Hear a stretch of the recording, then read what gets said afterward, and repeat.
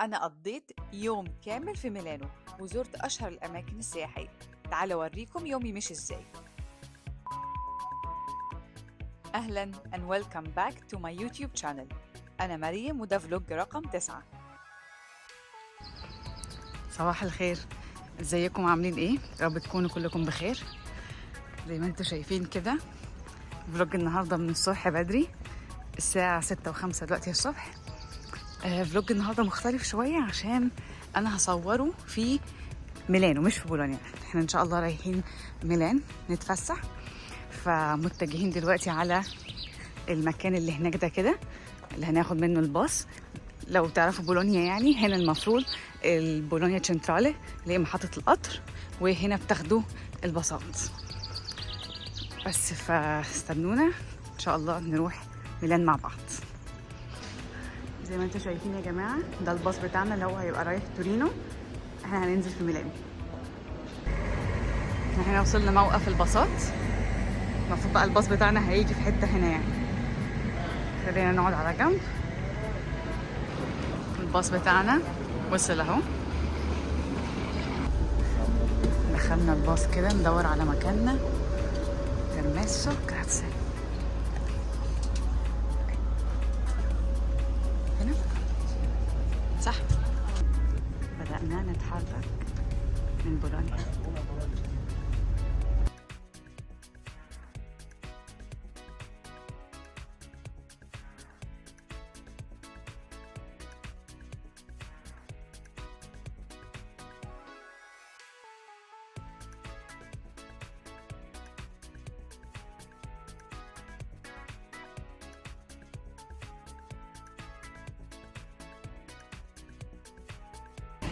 نزلنا من الباص يا جماعة دلوقتي. احنا وصلنا سان دوناتو. هناك بقى المفروض في المترو بتاع ميلان ناخد المترو وان شاء الله نروح الدومو. احنا هنا كده ده السلم بتاع المترو.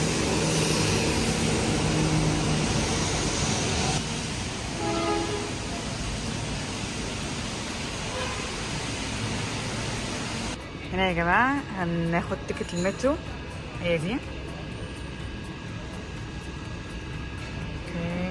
باجامنتو، هي تيكت واحدة بس هي تطلع من هنا كده الريسيت، هي دي التيكت. هنيجي بقى نعدي كده، ف هنا ولا هنا؟ ايوه كده. طيب بصوا يا جماعة احنا دلوقتي هنا في سان دوناتو. المفروض احنا هناخد الخط ده، الخط الاصفر، ونوصل لغايه الدومو هنا.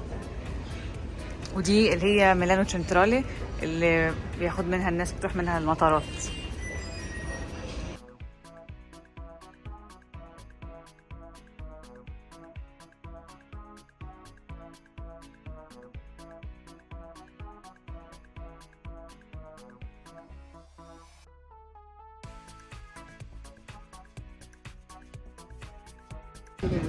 وصلنا الدومو يا جماعه.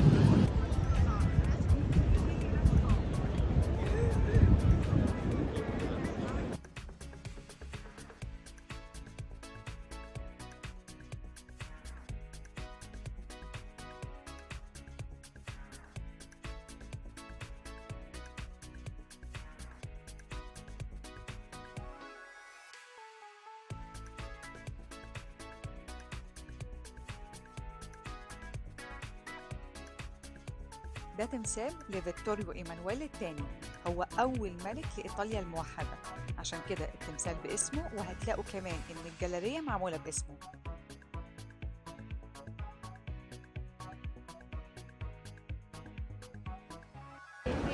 خلصنا الدومو هنا، نروح الجاليرية هنا.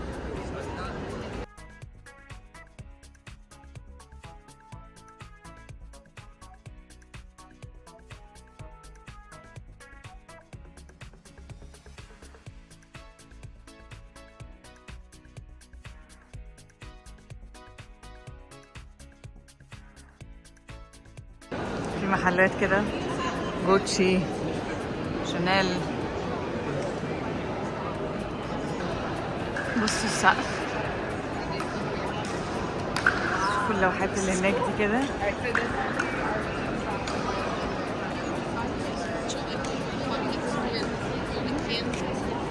هنا يا جماعة الحفرة المفروض بتحطوا فيه رجلكم وتلفوا كده 3 مرات تجلب لكم الحظ يعني.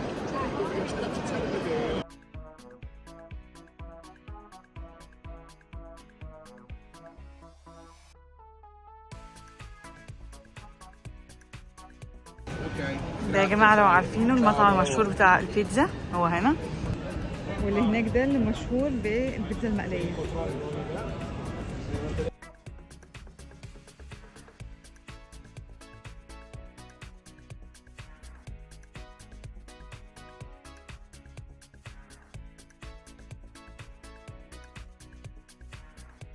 دلوقتي احنا هنروح للبياتزا او الميدان اللي هناك. هنا كده لقينا محل سوفينيرز، الشرابات، الماجنت، تي شيرتس، كل حاجة. احنا كده لقينا المكان ده كده البنك، وبعدين هنا ندخل الحديقة من جوه من هنا. ده يا جماعة تمثال ليوناردو دافنشي.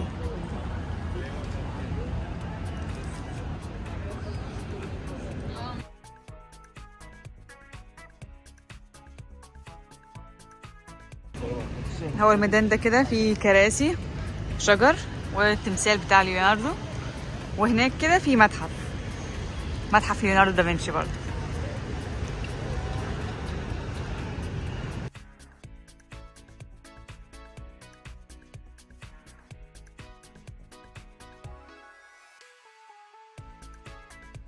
احنا كده متجهين لميدان تاني هناك كده.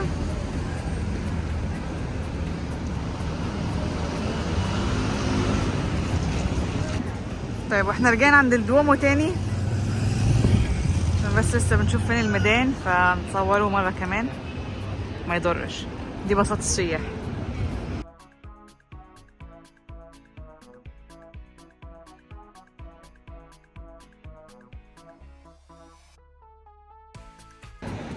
هو الدومو كده احنا هنلف ونمشي هناك. هنا يا جماعة بصوا لقينا برج الساعة كده. بصراحة ما اعرفش عن تاريخه قوي، بس هوريكم اللي رسمته انا في بولونيا. وصلنا بقى، هو اسمها بياتزا دي ميركانتي، فيها اللي هو الحاجة دي كأنها تقريبا بير مية ولا ايه زمان مش عارفة.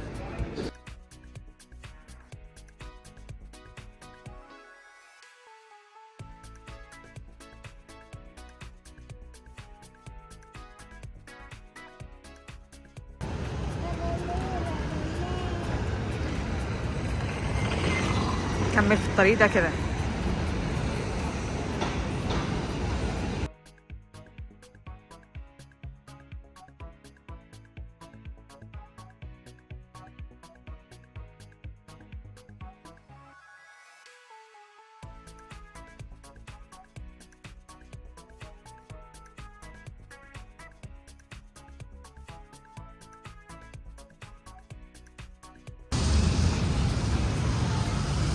احنا رايحين هناك. وصلنا يا جماعة للقلعة.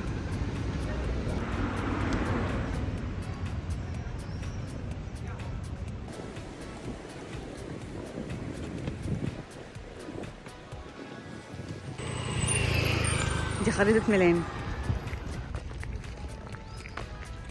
بصوا هي كلها جنينة كده.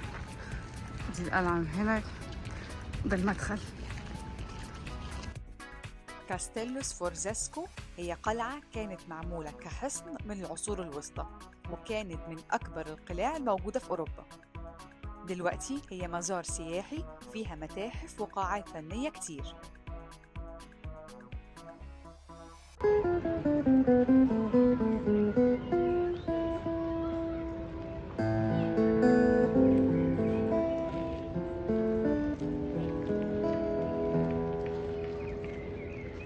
خدنا بريك كده في الجنينة اللي هنا دي، سناكس وحاجات، وهنكمل الطريق بعد شوية.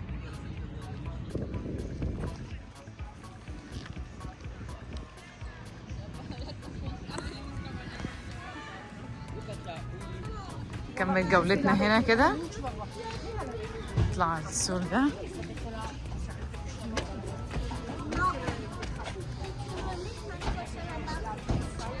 بصوا في بط هناك اهو.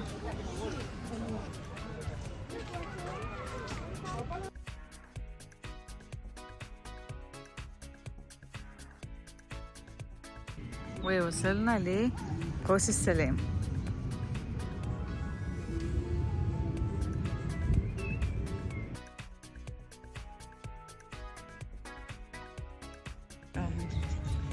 لو فاكرين احنا كنا عند القلعة هناك كده، الناحية التانية عندنا هنا قوس السلام.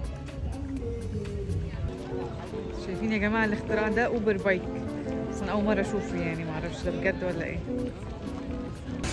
احنا خرجنا هنا من بوابة تانية بتاعت القلعة للنافورة اللي قدامنا اللي هنا دي.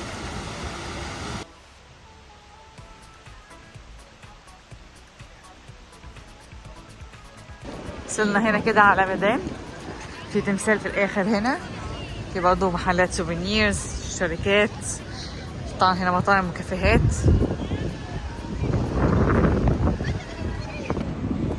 في ميلان بلس العجل اللي تقدروا تأجروه بيبقى فيه الكتريك سكوترز. احنا في بولونيا ما عندناش غير بس عجل، مفيش سكوترز. في كل حته هتلاقوهم برضه هناك كده. احنا عندنا العجل من الماركه دي بس ما عندناش سكوتر. طبعا وكل محبين الكوره، ده محل الستور بتاع الفريق، وده المحل بتاع الفريق التاني.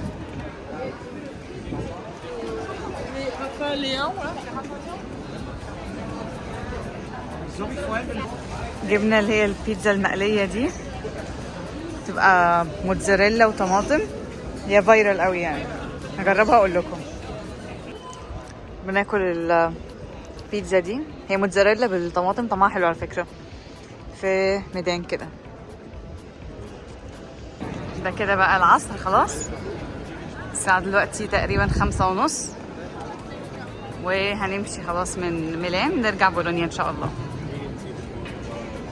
ننزل مترو الدومو تاني ونرجع لسان دوناتو زي ما جينا. علمنا خلاص.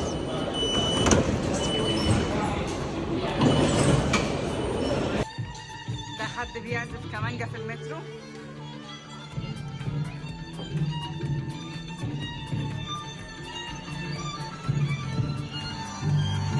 احنا هو هنا في الدومو وعايزين نروح سان دوناتو، فهنا السلم.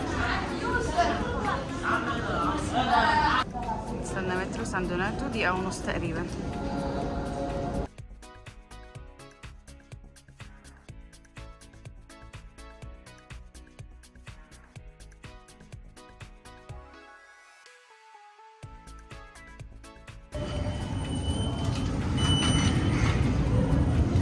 كده احنا وصلنا سان دوناتو اهي. رجعنا من مكان ما جينا زي ما شايفين. ده هنا المترو، هو ليه كذا مخرج هنا وفي قدام في قدام بس. هنا دي اظن باص ستيشن للباصات العاديه وباصات السفر قدام هناك. نروح بقى هناك كده ونشوف بقى باصنا هيكون المفروض فين ان شاء الله. بصوا يا جماعه اهي هيتقال ده فيا ميلانو سان دوناتو بولونيا، ده الباص بتاعنا ان شاء الله هيكون الساعه 6:30.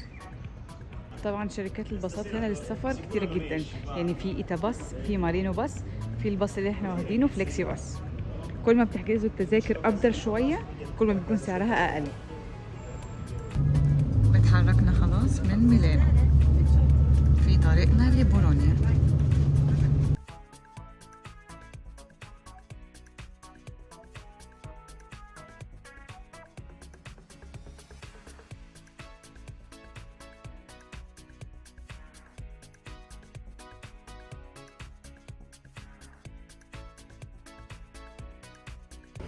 الساعة دلوقتي 9:15 والحمد لله خلاص وصلنا بولونيا.